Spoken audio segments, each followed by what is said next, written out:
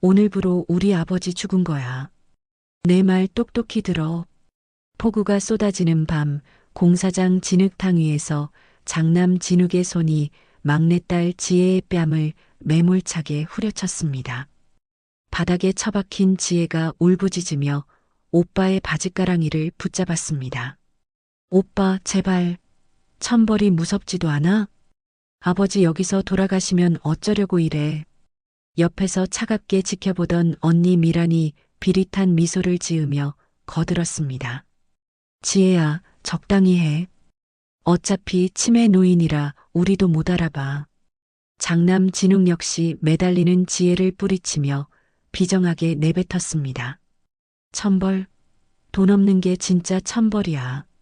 넌 그 노숙자 영감이랑 여기서 평생 썩어. 그리고 아버지를 진흙바닥에 내팽개친 채 아무 일 없다는 듯 차에 올라타 사라졌습니다. 그 순간 초점 없던 노인의 눈빛이 순식간에 달라졌습니다. 서늘하고 날카로운 시선이 어둠을 뚫고 번뜩했죠. 지혜야, 오늘 내가 본 것들 절대 잊지 마라. 그날 밤의 배신이 이 가족의 인생을 완전히 뒤집어 놓을 줄은 그 누구도 알지 못했습니다. 사연 시작 전 무료로 할 수 있는 구독을 눌러주시면 당신의 하루에 행운이 찾아올 거예요. 오늘의 사연 지금 시작합니다. 빗줄기가 거세게 내리치는 자정 무렵 경기도 외곽의 허름한 재개발 구역 공사장에 검은 세단 한 대가 천천히 들어섰습니다. 엔진 소리가 멈추자 차 문이 열렸습니다. 깔끔한 정장 차림의 남자가 내렸습니다. 강진욱이 뒷좌석을 향해 거칠게 소리쳤습니다. 빨리 나와. 뒷좌석에서 나온 것은 초점 없는 눈빛을 한 채 비틀거리는 70세 노인이었습니다. 강한석 회장이 휘청거리며 진흙바닥에 발을 디뎠습니다. 비가 노인의 헝클어진 머리카락을 적시기 시작했습니다. 아버지, 여기서 내리세요. 미란이 차가운 목소리로 말하며 아버지의 팔을 거칠게 잡아 끌었습니다. 강 회장은 멍한 표정으로 주위를 둘러보며 중얼거렸습니다. 여기가 어디지? 집에 가야 하는데. 집은 없어요, 이제. 진욱이 아버지를 거칠게 밀어냈습니다. 강 회장은 비에 젖은 진흙바닥에 그대로 주저앉았습니다. 차가운 진흙이 노인의 바지를 적셨습니다. 오빠, 언니 안 돼요. 막내딸 지혜가 차에서 뛰어내리며 울부짖었습니다. 지혜는 진욱의 바짓가랑이를 붙잡고 매달렸습니다. 아버지를 이렇게 버리면 안 돼요. 제발 다시 생각해봐요. 놓아. 진욱이 지혜의 뺨을 세차게 때렸습니다. 짝 하는 소리가 빗소리를 뚫고 울렸습니다. 지혜는 비명을 지르며 옆으로 넘어졌습니다. 너도 저 늙은이랑 같이 썩어라. 진욱이 소리치며 지혜를 폐자재 더미 쪽으로 거칠게 밀어버렸습니다. 지혜는 녹슨 철근에 등을 부딪히며 쓰러졌습니다. 등에서 찌릿한 아픔이 퍼졌습니다. 미란이 품에서 두툼한 서류 뭉치를 꺼내들며 차가운 미소를 지었습니다. 이제 강남 빌딩도 주식도 다 우리 거야. 당연하지. 치매 걸린 늙은이가 뭘 할 수 있겠어.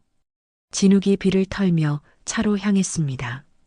강 회장은 진흙탕에 앉은 채 허공을 바라보고 있었습니다. 노인의 눈빛은 완전히 초점을 잃고 있었습니다. 아버지. 지혜가 울음을 터뜨리며 아버지에게 달려갔습니다. 무릎을 꿇고 아버지의 어깨를 붙잡았습니다. 차 시동 소리가 울렸습니다. 진욱이 운전석에 앉으며 창문을 내렸습니다. 지혜야, 마지막으로 말해준다. 우리 따라와. 싫어요. 아버지를 버리고 갈 순 없어요. 지혜가 눈물을 흘리며 소리쳤습니다. 그럼 여기서 늙은이랑 같이 죽어.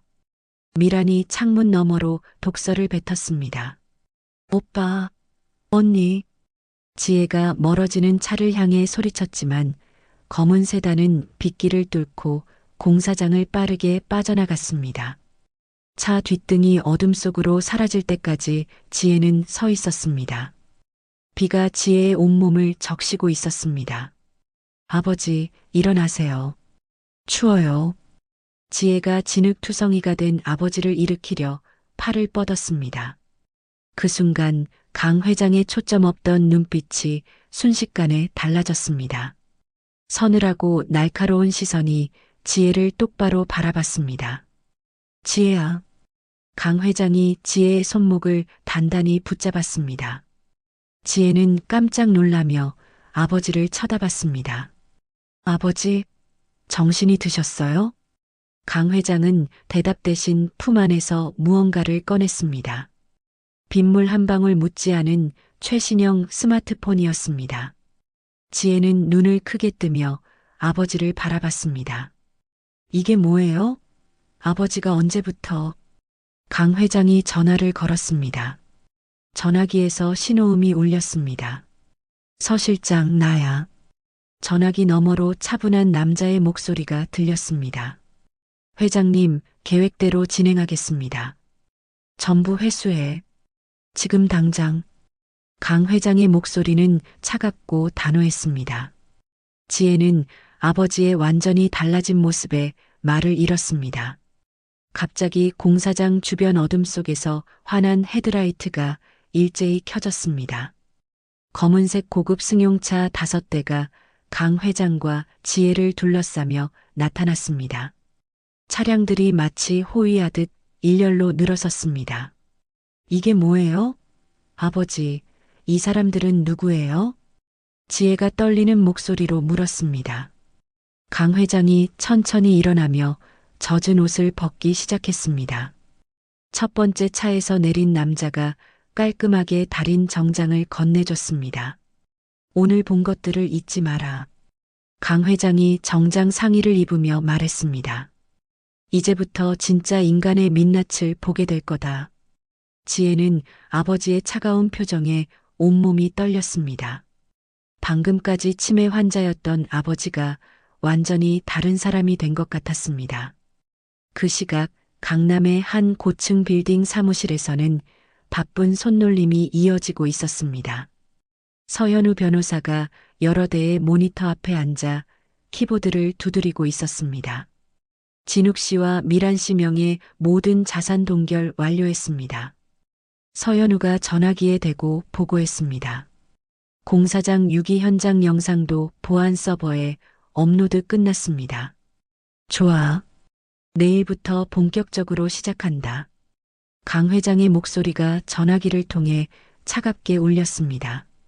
서현우가 컴퓨터 화면을 들여다보며 미소를 지었습니다.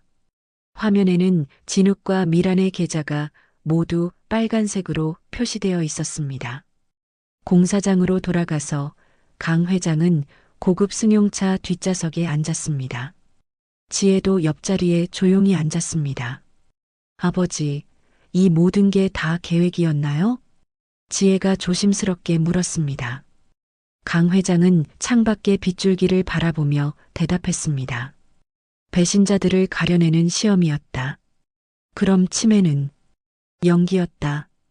지혜는 충격에 말을 잇지 못했습니다. 강 회장이 지혜를 바라보며 말했습니다. 내가 마지막까지 내 곁을 지켰다. 그것만으로도 충분하다. 고급 승용차들이 도심을 향해 달려가고 있었습니다. 비는 여전히 거세게 내리고 있었습니다. 강 회장의 입가에 차가운 미소가 스쳤습니다. 다음 날 아침 8시 강남의 최고급 펜트하우스 거실에서 샴페인 터지는 소리가 울렸습니다. 진욱이 병을 높이 치켜들며 웃음을 터뜨렸습니다. 드디어 해냈다. 이제 모든 게 우리 것이야. 미란이 소파에 비스듬히 기대며 샴페인 잔을 받았습니다. 그 늙은이가 치매 걸린 게 오히려 잘 됐어. 덕분에 쉽게 끝났잖아. 지혜 그 바보도 아버지랑 같이 썼겠지. 진욱이 비싸 보이는 소파에 발을 올리며 말했습니다. 그때 현관문이 요란한 소리와 함께 열렸습니다. 검은 정장을 입은 남자들이 일제히 들어왔습니다. 누구야? 여기가 어디라고? 진욱이 벌떡 일어나며 소리쳤습니다. 법원 집행관입니다. 가압류 집행을 위해 나왔습니다. 선두에 선 집행관이 서류를 꺼내며 말했습니다. 가압류? 무슨 소리야? 미란이 샴페인 잔을 바닥에 내던지며 일어났습니다. 집행관들이 펜트하우스 곳곳에 빨간 딱지를 붙이기 시작했습니다. 고급 가구, 명품 그림, 값비싼 도자기까지 모든 것에 가압류 표시가 붙었습니다. 이건 말도 안 돼. 내가 변호사 불러서 다 뒤집어 놓을 거야. 진욱이 주머니에서 법인카드를 꺼내 흔들었습니다. 이 카드로 당장 변호사비 지불할 테니까. 집행관이 고개를 저었습니다. 죄송하지만 그 카드도 사용 정지됐습니다. 뭐라고? 진욱이 카드를 바닥에 내던졌습니다. 카드가 대리석 바닥에서 딸그락 소리를 내며 굴렸습니다.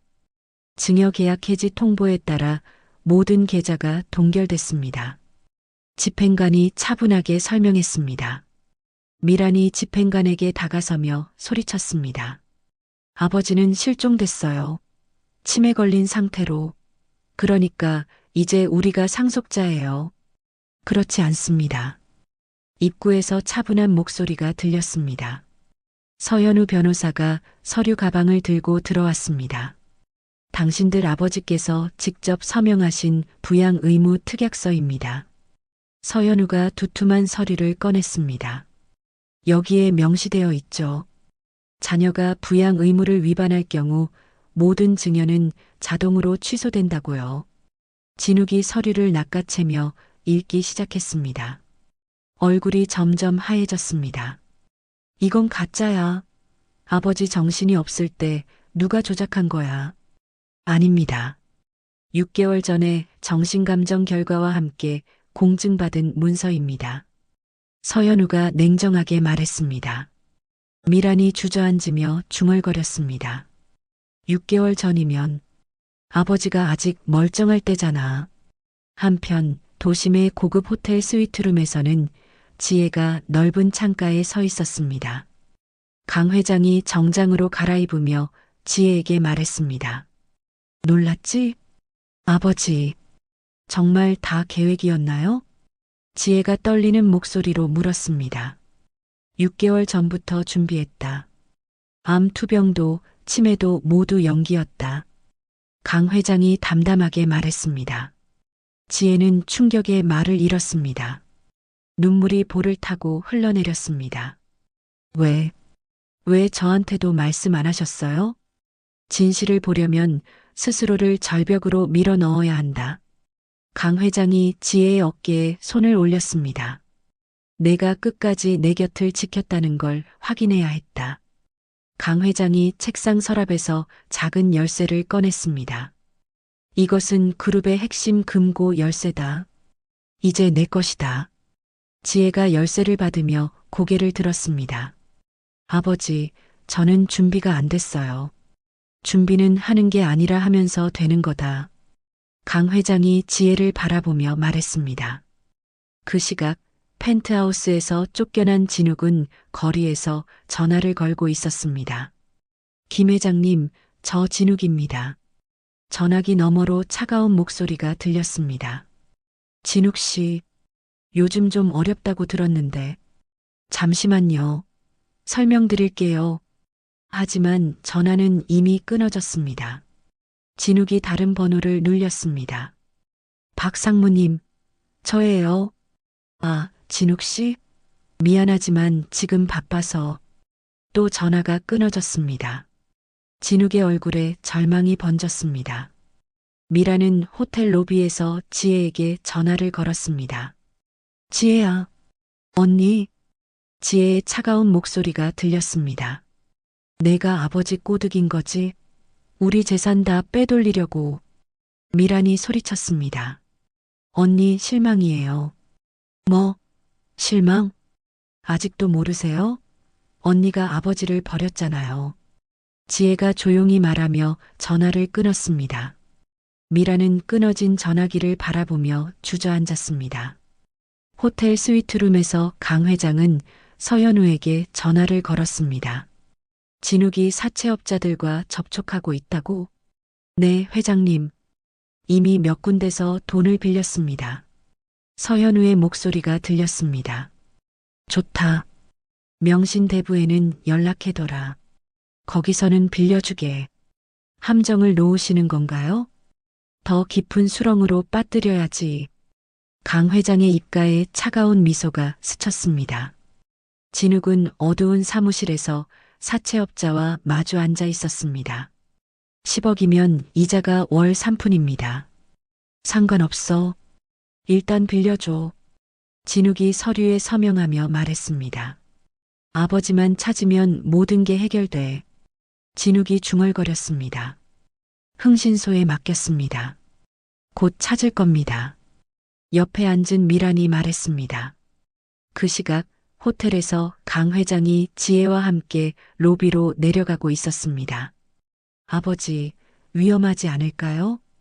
지혜가 걱정스럽게 말했습니다. 미끼가 되어야 한다. 그래야 저들이 움직인다. 강 회장이 여유롭게 말하며 로비로 향했습니다. 호텔 로비에 강 회장과 지혜가 모습을 드러내자 곧바로 여러 명의 남자들이 달려들었습니다. 검은 정장을 입은 흥신소 직원들이 강 회장을 둘러쌌습니다. 저기 있다. 선두에 선 남자가 소리쳤습니다. 강 회장은 태연하게 서 있었습니다. 지혜는 아버지 뒤에서 긴장한 채 주위를 둘러봤습니다. 그때 로비 입구에서 여유로운 발걸음 소리가 들렸습니다. 60대 후반의 남자가 미소를 띠며 걸어 나왔습니다. 오랜만이군, 강 회장. 최 회장이 손을 뒤로 하고 천천히 다가왔습니다. 강 회장의 표정이 차갑게 굳었습니다. 최 회장, 여기까지 나올 줄은 몰랐네. 좋은 구경거리가 있다고 해서 말이야. 최 회장이 비웃으며 말했습니다. 진욱이 흥신소 직원들 사이에서 나타났습니다. 얼굴은 초췌했지만 눈빛은 광기로 가득했습니다. 아버지, 드디어 찾았다. 진욱아. 강 회장이 차분하게 아들을 바라봤습니다. 최 회장이 진욱의 어깨에 손을 올렸습니다. 진욱 씨, 마지막 제안이야. 무슨 말씀이세요? 진욱이 눈을 반짝이며 물었습니다. 내 아버지를 내게 넘겨. 그럼 내 빚을 모두 탕감해주고 경영권도 되찾아주겠어. 최 회장의 목소리는 달콤했습니다. 진욱의 얼굴이 밝아졌습니다. 정말요? 물론이지. 조건은 간단해. 내 아버지를 내게 맡기기만 하면 돼. 진욱이 아버지를 바라봤습니다. 강 회장은 실망한 표정으로 아들을 쳐다보고 있었습니다. 좋아요. 거래 성사예요. 진욱이 최 회장과 악수하며 외쳤습니다. 로비 구석에 숨어있던 지혜는 이 광경을 보며 온몸을 떨었습니다. 오빠가 아버지를 완전히 배신하는 순간이었습니다. 지혜가 조용히 핸드폰을 꺼내 메시지를 보냈습니다. 미리 정해놓은 신호였습니다.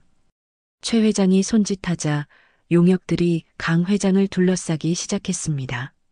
강 회장, 이제 끝이야. 최 회장이 승리의 미소를 지으며 말했습니다. 바로 그 순간 로비의 대형 전광판이 갑자기 켜졌습니다. 화면에 어젯밤 공사장의 모습이 나타났습니다. 빨리 나와. 전광판에서 진욱의 목소리가 크게 울렸습니다. 이제 강남 빌딩도 주식도 다 우리 거야. 미란의 목소리도 선명하게 들렸습니다. 로비에 있던 모든 사람들이 전광판을 바라봤습니다. 진욱의 얼굴이 하얘졌습니다. 저건 뭐야? 진욱이 소리치며 전광판 쪽으로 달려갔습니다.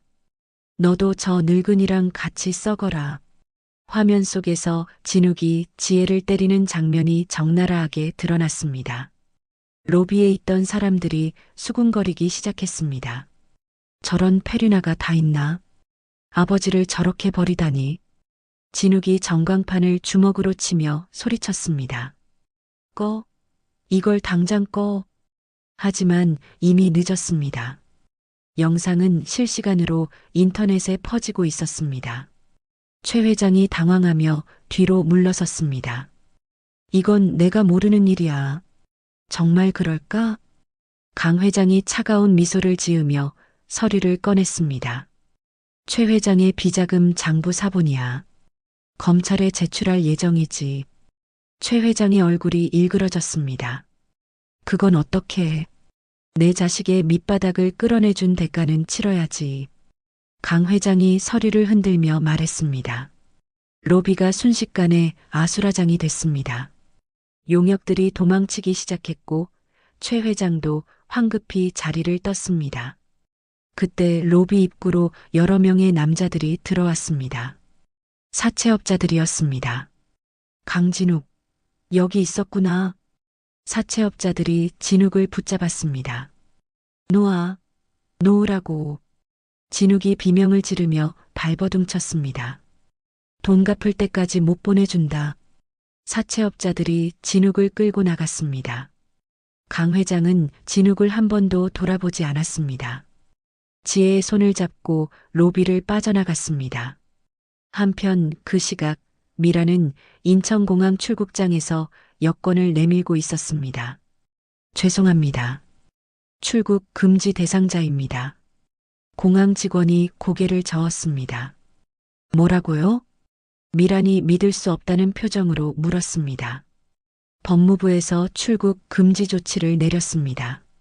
미라는 절망에 빠져 공항을 빠져나왔습니다. 차 안에서 강 회장이 지혜에게 말했습니다. 이제 적들의 패는 다 확인했다. 아버지, 이제는 내가 직접 이 판을 정리할 시간이다. 지혜가 고개를 끄덕였습니다. 네, 아버지. 바로 그때 강 회장이 갑자기 가슴을 움켜잡았습니다. 으악, 아버지. 지혜가 깜짝 놀라며 아버지를 붙잡았습니다. 강 회장의 얼굴이 창백해졌습니다. 숨이 거칠어지고 식은땀이 흘렀습니다. 운전기사님, 병원으로. 지혜가 소리쳤습니다. 아버지, 괜찮으세요? 지혜가 울먹이며 아버지의 손을 잡았습니다.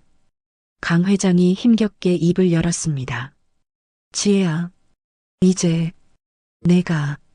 아버지, 말씀하지 마세요. 병원 가면 괜찮아져요. 지혜의 눈에서 눈물이 쏟아졌습니다. 차는 병원을 향해 질주했습니다. 사이렌 소리가 도심을 가르며 울려 퍼졌습니다. 지혜는 그제야 깨달았습니다. 아버지의 병이 연기만은 아니었다는 것을. 강 회장이 중환자실로 옮겨진 다음 날 아침 8시 병원 로비는 이미 북적거리고 있었습니다. 기자들이 카메라를 들고 서성거렸고 정장을 입은 이사들이 무리를 지어 웅성거렸습니다. 강 회장 상태가 어떻다는 거야? 이번엔 정말 끝인 것 같던데. 이사들이 수군거리며 서로 눈치를 보고 있었습니다. 지혜는 중환자실 복도 의자에 혼자 앉아 있었습니다. 밤새 잠을 못 잔 탓에 눈이 빨갛게 부어 있었습니다. 지혜 양. 누군가 지혜를 불렀습니다. 지혜가 고개를 들자 깔끔한 정장을 입은 70대 노인이 서 있었습니다. 누구세요? 지혜가 조심스럽게 물었습니다. 김덕수라고 합니다. 회장님과 오랜 인연이 있어요. 노인이 정중하게 인사했습니다. 지혜는 노인의 얼굴을 자세히 봤습니다. 어디선가 본 듯한 느낌이었습니다. 혹시 공사장에서? 맞습니다. 그때는 누추한 모습이었죠. 김덕수가 미소를 지었습니다. 회장님께서 저에게 맡기신 게 있습니다. 김덕수가 서류 가방을 열었습니다. 정갈하게 정리된 문서들이 들어 있었습니다. 이건 회장님이 지혜 양명의로 미리 설립해 두신 지주회사 서류입니다. 지주회사요? 지혜가 놀라며 서류를 받아봤습니다. 회장님은 내가 무너지지 않을 것을 알고 계셨어요. 김덕수가 따뜻한 목소리로 말했습니다. 사실 저는 30년 전에 회장님과 함께 사업을 시작한 동업자였습니다. 지혜가 눈을 크게 뜨며 김덕수를 바라봤습니다. 하지만 배신당해서 모든 걸 잃었죠. 회장님께서 6개월 전에 저를 찾아오셨어요. 김덕수가 회상하며 말했습니다. 그리고 진짜 후계자를 시험하는 일에 도움을 달라고 하셨죠. 지혜의 손이 떨렸습니다. 이제 모든 법적 권한이 지혜 양에게 있습니다. 김덕수가 인감과 서류를 지혜에게 건넸습니다. 지혜가 서류를 들고 일어났습니다. 눈물을 닦고 깊게 숨을 들이쉬었습니다. 감사합니다. 아버지의 뜻을 이어가겠습니다. 지혜가 단호하게 말했습니다. 로비로 내려간 지혜는 이사들 앞에 섰습니다. 여러분, 잠시 주목해 주세요. 지혜의 목소리가 로비에 울렸습니다. 이사들이 하나둘 지혜를 바라봤습니다. 저는 강지혜입니다. 지금부터 비상대책위원회를 구성하겠습니다. 뭐, 내가 무슨 권한으로? 한 이사가 비웃으며 말했습니다. 지혜가 서류를 들어 올렸습니다. 강한석 회장이 설립한 지주회사의 대표이사 권한으로 말입니다. 이사들이 웅성거리기 시작했습니다. 회장님이 의식불명인데 무슨 서류를 확인해 보세요. 지혜가 차분하게 말했습니다. 원로 이사인 박상무가 서류를 받아봤습니다. 얼굴이 점점 진지해졌습니다. 이건 진짜네요. 박상무가 다른 이사들을 바라봤습니다. 강 회장이 6개월 전에 비밀리에 설립하신 회사입니다. 이사들의 표정이 달라지기 시작했습니다. 지혜 양, 우리는 당신을 지지합니다. 박상무가 일어나며 말했습니다. 하나둘씩 원로 임원들이 지혜 뒤에 섰습니다. 젊은 이사들도 눈치를 보며 따라왔습니다. 그때 지혜의 휴대폰이 울렸습니다. 미란의 전화였습니다. 지혜야, 제발. 미란의 울음 섞인 목소리가 들렸습니다. 언니. 지혜가 차갑게 대답했습니다. 나 정말 죽을 것 같아. 도와줘, 제발. 언니가 버린 건 아버지가 아니라 언니의 인간성이에요.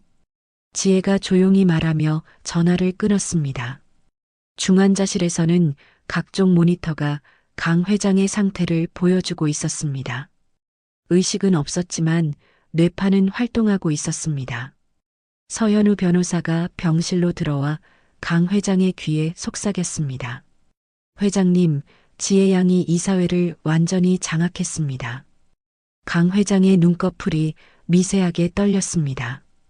진욱 씨는 사채업자들에게 쫓기고 있고 미란 양은 은신처에 숨어 있습니다. 서현우가 계속 보고했습니다. 지혜는 회장실에 앉아 서류를 검토하고 있었습니다. 진욱의 고발장을 작성하고 있었습니다. 오빠도 법의 심판을 받아야 해요. 지혜가 혼자 중얼거리며 서명했습니다. 밤이 깊어갈 무렵 지혜가 다시 중환자실을 찾았습니다. 아버지의 손을 잡고 조용히 말했습니다. 아버지, 저 해냈어요. 이제 회사는 안전해요. 바로 그 순간 강 회장의 손가락이 미세하게 움직였습니다. 모니터의 수치가 조금씩 좋아지기 시작했습니다. 의사가 놀라며 달려왔습니다. 뇌파가 활성화되고 있습니다. 지혜의 눈에서 희망의 눈물이 흘렀습니다. 아버지, 깨어나세요. 이제 정말 끝났어요. 지혜가 아버지의 손을 꽉 잡으며 말했습니다.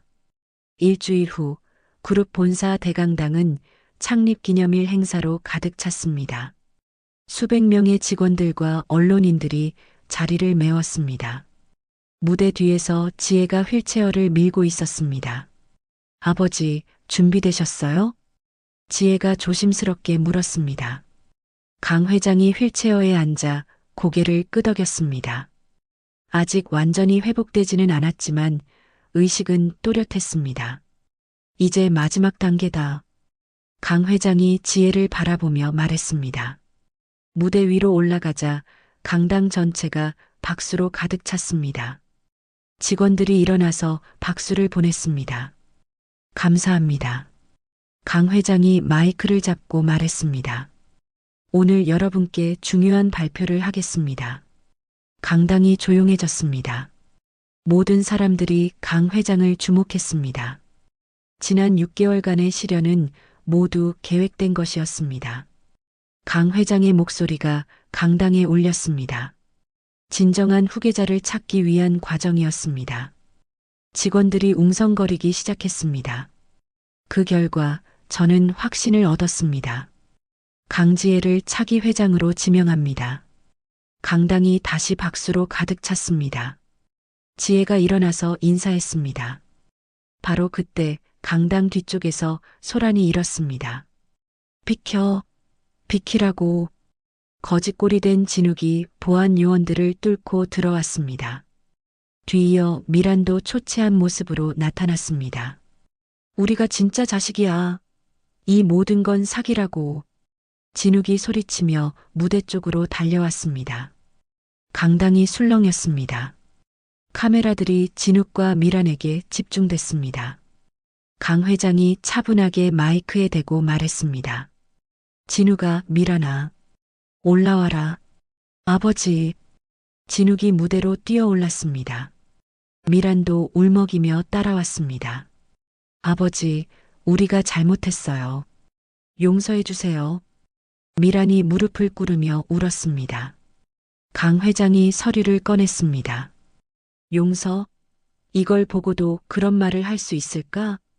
대형 스크린에 공사장 영상이 떴습니다. 진욱이 아버지를 밀어내는 장면이 선명하게 보였습니다. 그리고 이것은 횡령 증거 서류입니다. 강 회장이 다른 서류를 들어 올렸습니다. 강당의 사람들이 놀라며 수군거렸습니다. 이 모든 증거는 검찰에 제출됐습니다. 강 회장의 목소리는 차가웠습니다. 진욱이 갑자기 웃음을 터뜨렸습니다. 하하, 다 끝났다? 진욱이 지혜에게 달려들려 했습니다. 너 때문에 다 망했어. 하지만 대기하고 있던 경찰들이 즉시 진욱을 붙잡았습니다. 강진욱 씨, 유기죄와 횡령 혐의로 체포합니다. 경찰이 수갑을 채우며 말했습니다. 아니야, 놓아. 진욱이 발버둥 쳤지만 소용없었습니다. 미란도 다른 경찰에게 붙잡혔습니다. 아버지, 제발 한 번만 용서해 주세요. 미란이 눈물과 콧물을 흘리며 빌었습니다. 미란 양도 같은 혐의로 체포합니다.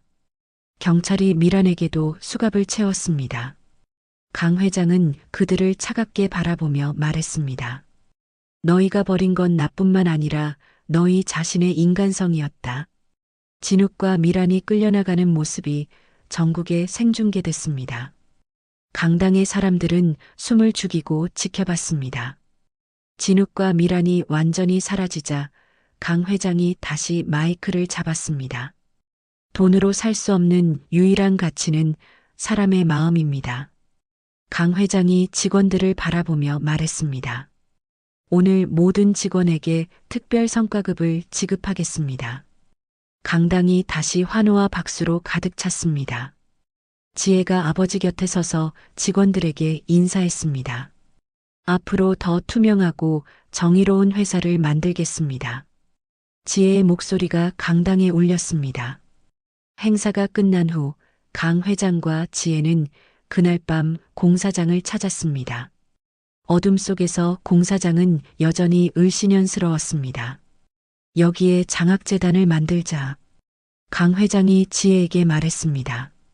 네, 아버지. 소외된 아이들을 위한 곳으로 만들겠어요. 지혜가 고개를 끄덕였습니다. 다음 주부터 지혜는 본격적으로 회사 개혁에 나섰습니다. 불투명했던 자금 흐름을 모두 공개했습니다.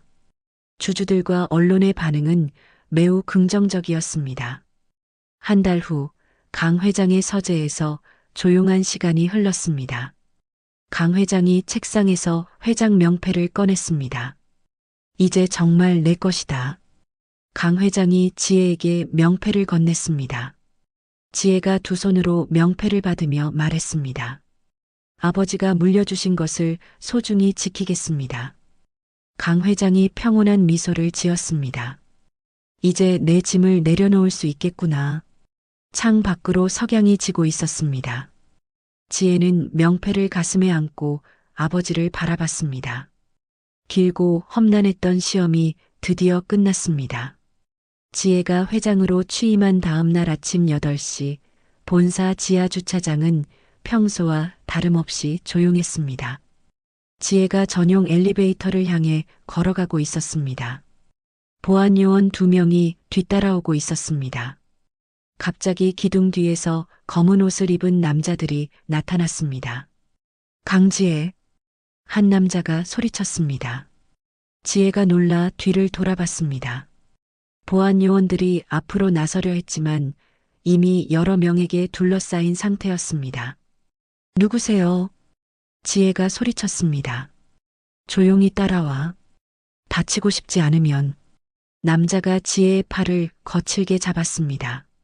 지혜는 강제로 검은 승합차에 태워졌습니다. 차는 곧바로 지하 주차장을 빠져나갔습니다. 1시간 후 외딴 폐공장에 도착했습니다. 지혜가 차에서 내리자 최 회장이 미소를 지으며 나타났습니다. 강지혜 양 만나서 반갑네. 최 회장, 이게 뭐 하는 짓이에요? 지혜가 분노하며 말했습니다. 사업이지. 아주 중요한 사업 말이야. 최 회장이 비웃으며 말했습니다. 그때 공장 안쪽에서 누군가가 걸어 나왔습니다. 진욱이었습니다. 오빠? 지혜가 믿을 수 없다는 표정으로 진욱을 바라봤습니다. 지혜야. 진욱이 비굴한 웃음을 지으며 말했습니다. 도박 빚을 탕감해주겠다는 제안이 있어서 말이야. 진욱이 어깨를 으쓱하며 말했습니다. 오빠가 내 동선을 알려준 거예요? 지혜가 떨리는 목소리로 물었습니다. 보안카드도 복사해줬지. 진욱이 당당하게 대답했습니다. 지혜는 오빠를 경멸의 눈빛으로 바라봤습니다. 최 회장이 휴대폰을 꺼내 전화를 걸었습니다. 강 회장에게 연결해줘. 전화가 연결되자 최 회장이 말했습니다. 강 회장, 딸이 내 손에 있어. 전화 너머로 강 회장의 거친 숨소리가 들렸습니다. 최 회장, 지혜에게 손대지 마라. 그럼 그룹 지분 전체를 내게 넘겨. 24시간 안에. 최 회장이 차갑게 말했습니다. 병원에서 강 회장은 충격으로 가슴을 움켜잡았습니다. 간호사가 달려와 응급처치를 했습니다. 회장님, 괜찮으세요? 서 변호사. 서 변호사를 불러. 강 회장이 힘겹게 말했습니다. 폐공장으로 돌아가서 지혜는 창고에 갇혀 있었습니다.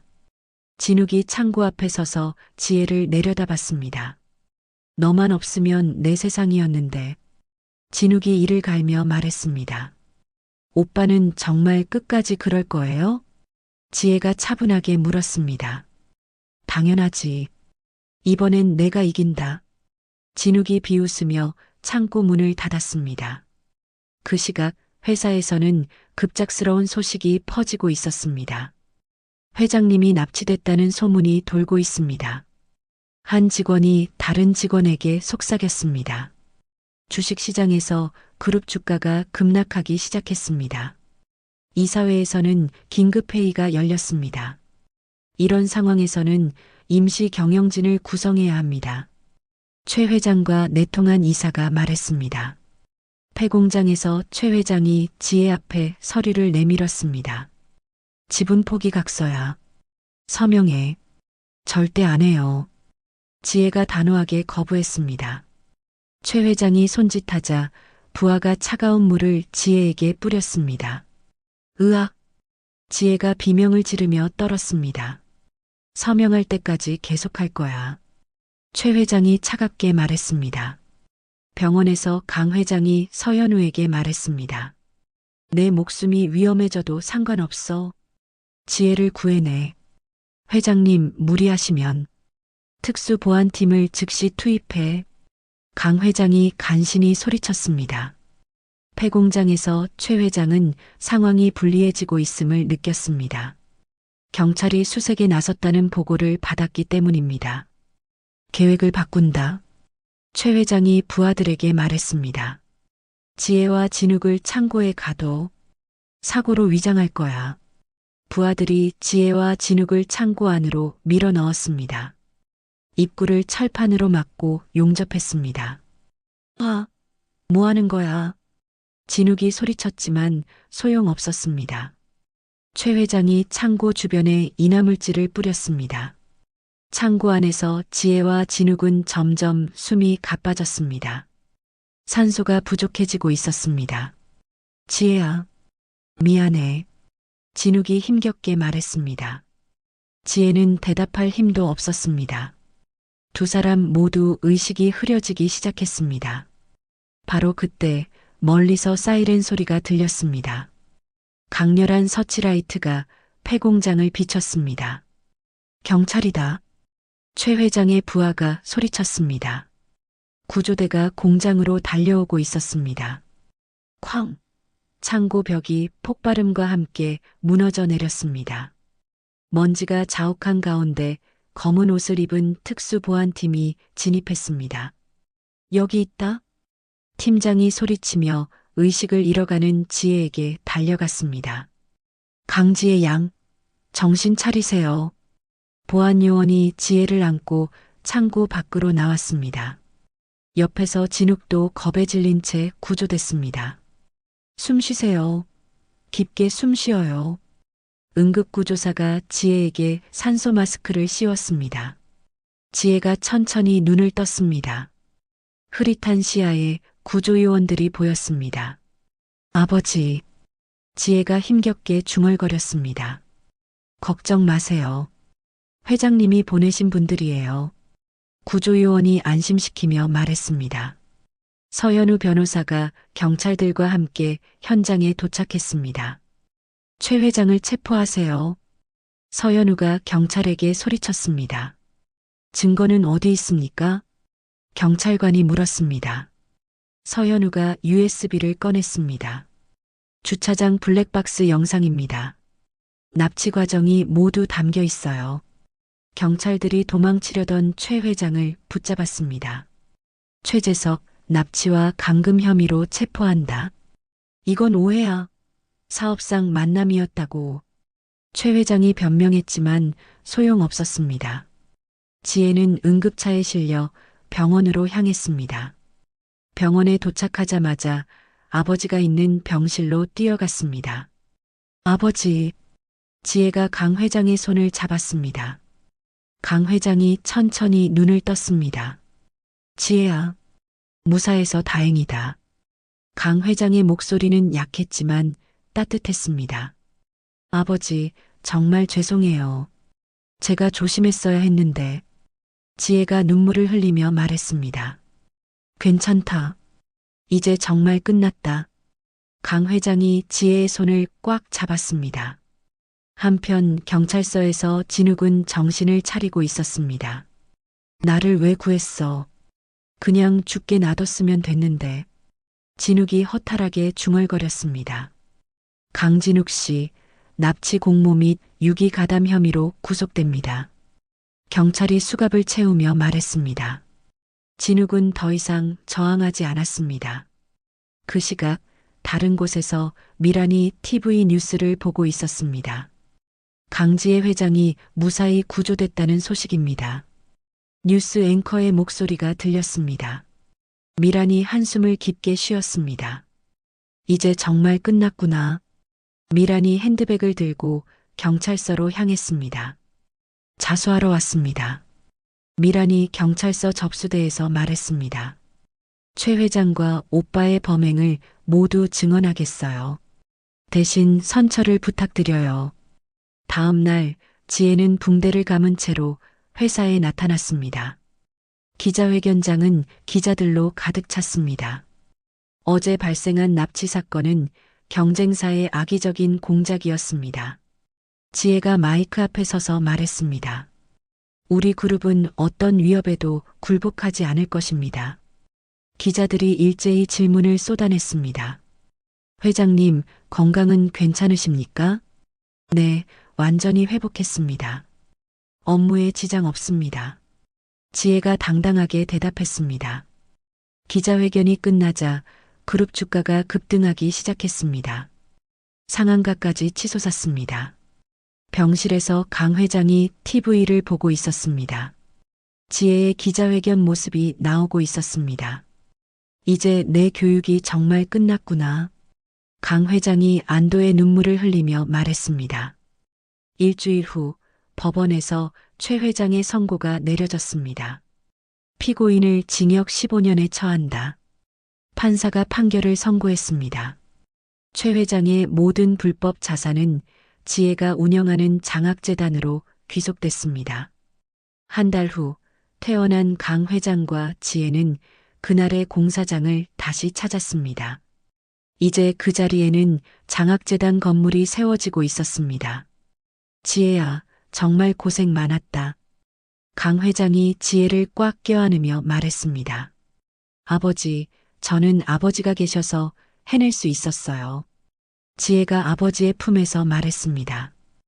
험난한 시험이었지만 너는 훌륭히 견뎠다. 강 회장이 지혜의 머리를 쓰다듬었습니다. 사무실로 돌아온 지혜는 마지막 정리 작업에 들어갔습니다. 그룹 내 배신자들을 모두 정리했습니다. 최 회장과 내통했던 이사들도 모두 해임됐습니다. 이제 정말 새로운 시작이에요. 지혜가 창밖을 바라보며 혼자 말했습니다. 회장실 책상 위에는 아버지와 함께 찍은 사진이 놓여 있었습니다. 지혜는 그 사진을 보며 미소를 지었습니다. 모든 시련이 끝났습니다. 1년 후 그룹 본사 회장실에서 지혜가 실적 보고서를 검토하고 있었습니다. 서현우 변호사가 들어와 보고했습니다. 회장님, 올해 실적이 역대 최고치를 기록했습니다. 정말요? 지혜가 밝은 표정으로 물었습니다. 전년 대비 30% 성장했습니다. 해외 진출도 성공적이고요. 서현우가 자료를 넘기며 설명했습니다. 아버지께서 기뻐하시겠어요. 지혜가 창밖을 바라보며 말했습니다. 강 회장은 경기도 외곽의 전원주택에서 평온한 삶을 보내고 있었습니다. 마당에서 김덕수 노인과 함께 낚시 도구를 정리하고 있었습니다. 오늘은 물고기가 잘 잡혔네요. 김덕수가 웃으며 말했습니다. 진정한 분은 통장의 숫자가 아니라 곁에 남은 사람이야. 강 회장이 김덕수를 바라보며 말했습니다. 그 말씀이 맞습니다. 덕분에 제가 다시 살 수 있었어요. 김덕수가 고개를 끄덕였습니다. 한편 도심의 한 공사장에서는 누추한 작업복을 입은 남자가 시멘트를 나르고 있었습니다. 진욱이었습니다. 2년형을 받고 6개월 만에 가석방된 후 이곳에서 일하고 있었습니다. 강진욱, 쉬는 시간이다. 현장 반장이 소리쳤습니다. 진욱이 한바집으로 걸어갔습니다. TV에서 뉴스가 나오고 있었습니다. 강지혜 회장이 이끄는 한진그룹이 글로벌 기업으로 성장하고 있습니다. 화면에 지혜가 나타났습니다. 깔끔한 정장을 입고 당당하게 기자회견을 하고 있었습니다. 진욱이 라면을 먹다가 젓가락을 놓았습니다. 과거에 화려했던 자신과 지금의 처참한 현실이 대비됐습니다. 내가 바보였어. 진욱이 혼자 중얼거렸습니다. 휴대폰이 울렸습니다. 계좌로 입금 알림이 왔습니다.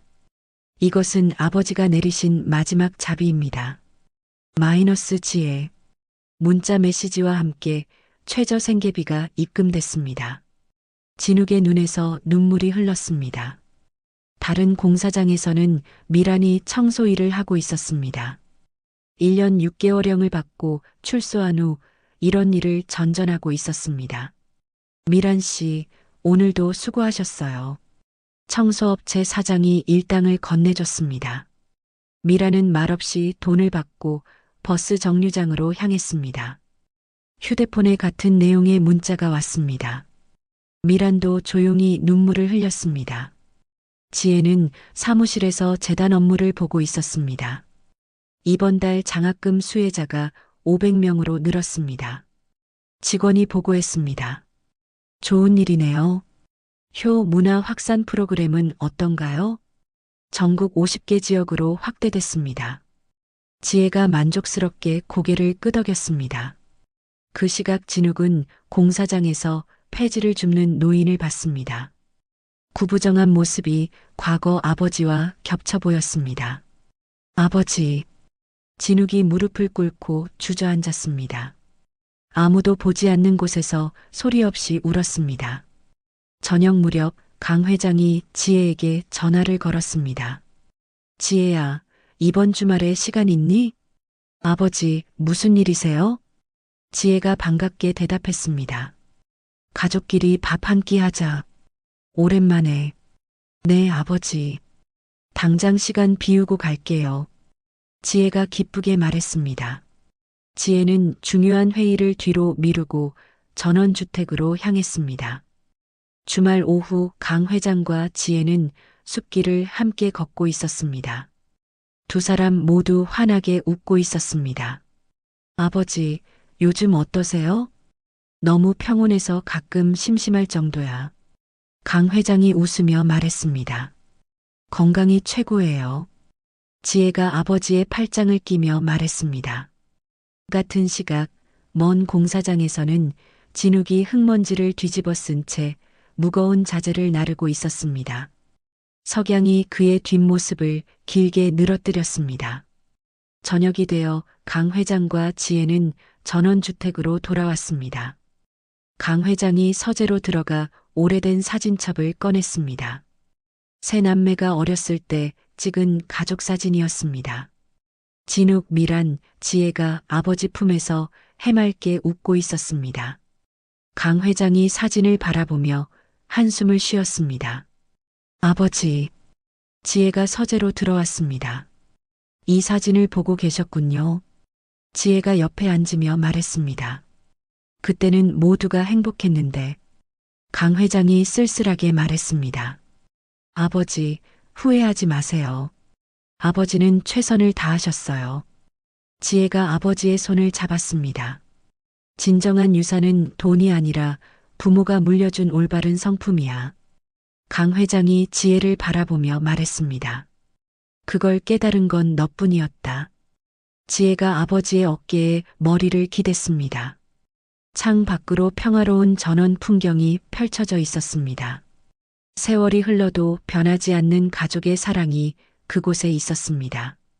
강한석 회장의 냉혹한 시험은 결국 진정한 가족의 의미를 보여주는 거울이 되었습니다. 돈과 권력 앞에서 인간성을 잃은 진욱과 미란, 그리고 끝까지 부모에 대한 사랑과 의리를 지킨 지혜. 세 남매의 극명한 선택은 우리에게 무엇이 진짜 소중한 것인지를 묻습니다.